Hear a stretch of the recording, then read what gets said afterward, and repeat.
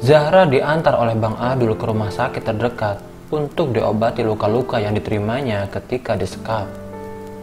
Bang Adul berada di luar ruangan, menunggu Zahra yang sedang diperiksa. Ia berharap Zahra tidak apa-apa dan hanya luka ringan saja yang diterimanya. Sepintas Bang Adul teringat wajah Zahra tanpa selendang. Buruknya wajah Zahra membuat empati Bang Adul sedikit menurun. Tapi Bang Adul teringat kata Ustadz Ahmad, bahwa Allah pun tidak pernah melihat hambanya dari bentuk fisik, rupa, atau pakaian, tapi Allah melihat hati hambanya. Seketika Bang Adul langsung tidak memikirkan keburukan wajah Zahra lagi. Bang Adul hanya fokus pada kebaikan Zahra dan hatinya. Bang Adul merasa lebih tenang dan tersenyum. Bang Adul menunggu cukup lama. Ia mulai khawatir dengan keadaan Zahra. Entah mengapa, Bang Adul ingin sekali melihat Zahra kembali pulih. Ia terus memikirkan Zahra tanpa henti. Tiba-tiba seorang dokter keluar dari ruangan dan Bang Adul langsung menghampirinya. Dengan dada berdegup kencang, Bang Adul langsung menanyakan Zahra. Dokter itu tersenyum melihat gelagat Bang Adul dan berkata, "Tenang saja Pak, tak usah khawatir. Istri Bapak baik-baik saja kok." Dek. Hati Bang Adul langsung tersentak dan wajahnya memerah. Bukan dok, itu bukan istri saya. Dia hanya teman saya saja," kata Bang Adul menjelaskan dengan terbata-bata.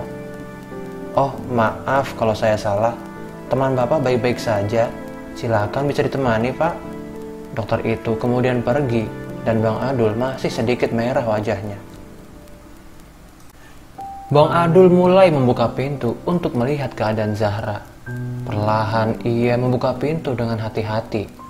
Bang Adul merasa jantungnya berdegup kencang.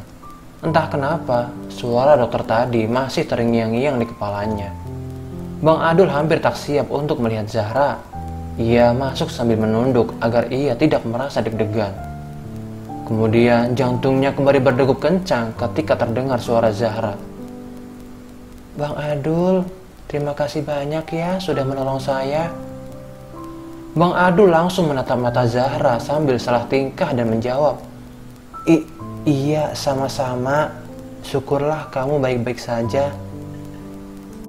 Lama-kelamaan, suasana sudah mulai cair kembali seperti biasa. Bang Adul dan Zahra saling bercerita hal yang dialaminya ketika kejadian itu. Zahra sangat berterima kasih kepada Bang Adul karena telah menyelamatkannya. Bang Adul pun berterima kasih kepada Zahra telah menyelamatkan restorannya. Mereka saling bercerita dan tertawa bersama di ruangan itu.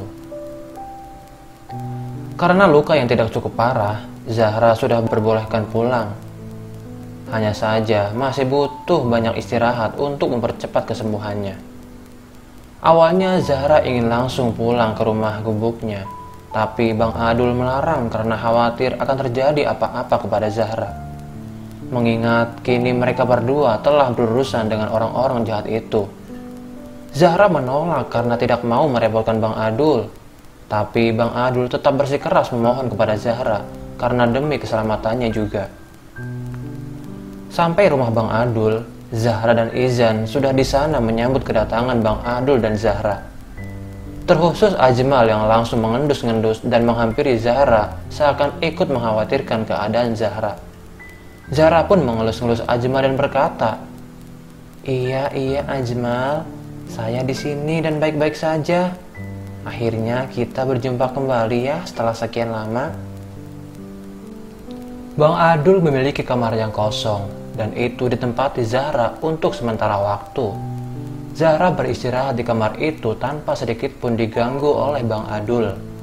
Bang Adul hanya berpesan jika ada butuh bantuan, boleh panggil Bang Adul kapanpun Zahra mau. Zahra sangat merasa nyaman di kamar itu. Zahra kemudian memejamkan mata lalu tertidur.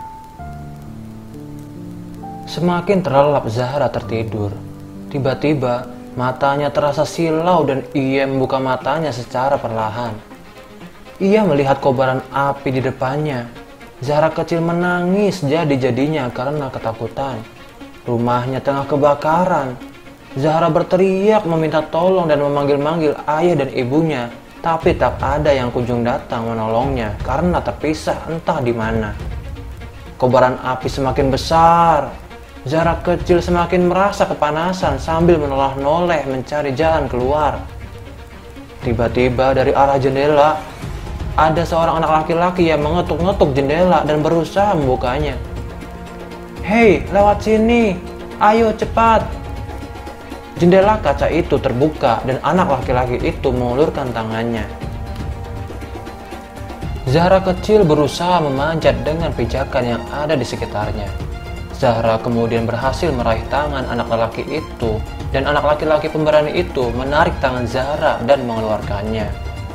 Mereka berdua berhasil keluar dari rumah Zahra kecil yang kebakaran. Mereka kemudian hendak berlari menjauhi rumah itu. Tapi tiba-tiba ada balok besar terbakar yang jatuh dari atas rumah itu. Anak laki-laki itu menarik Zahra kecil mencoba melindunginya. Tapi besarnya balok terbakar itu tetap mengenai mereka berdua. Zahra langsung terbangun dari tidurnya. Ia telah bermimpi buruk malam itu. Keringat dingin bercucuran di sekujur tubuhnya. Jantungnya berdegup kencang. Zahra menyandarkan tubuhnya dan memegang kepalanya. Istighfar dan doa diucapkannya berkali-kali untuk menenangkan dirinya. Entah sejak kapan terakhir kalinya ia mimpi buruk tentang ingatannya pada kebakaran itu. Dan kini terulang kembali mimpi itu. Zahra menangis teringat kembali semua kejadian itu. Zahra kemudian beranjak dari tempat tidurnya. Ia hendak mengambil wudhu dan melaksanakan sholat malam untuk lebih menenangkannya. Terlihat Ajmal dan Izan tidur di tempatnya dengan gemas. Zahra memperhatikan dan mengelus dua kucing itu membuatnya lebih tenang. Malam itu Zahra melaksanakan sholat tahajud melepaskan semua bebannya. Ia berdoa kepada Allah untuk semua harapan dan kebaikan dalam hidupnya. Ia juga selalu berdoa untuk dipertemukan kembali dengan ayah dan ibunya yang sampai saat ini belum ada kabar sejak terpisah karena kebakaran itu.